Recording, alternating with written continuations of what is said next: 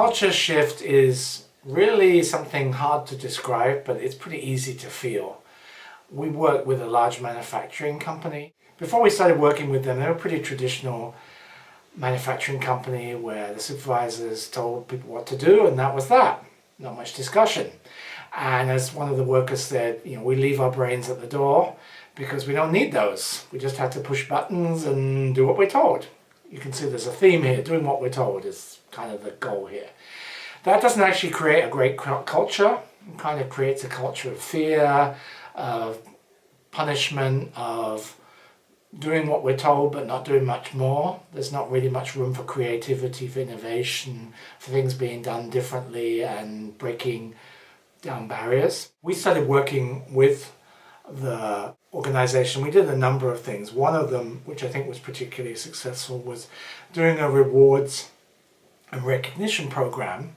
Again, fancy title for something pretty easy, really just saying, hey, you're doing a good job.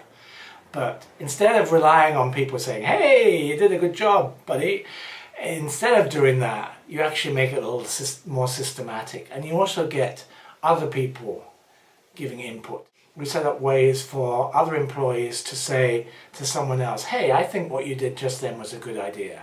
And we did little rewards with candy and other healthy treats, things like that, just to say, hey, I noticed what you were doing there. What was interesting was, I think after 6 months later, and we'd done other things, it wasn't just a rewards and recognition program, the CEO of the company walked into the factory and said, that he'd just never really seen people respecting each other so much as they were at that point. Because what had happened was the culture had shifted as the supervisors started respecting their employees more. Instead of telling them what to do, they were asking them to do things, asking for their input, letting them be creative, letting them bring their brains into the factory and letting them use it.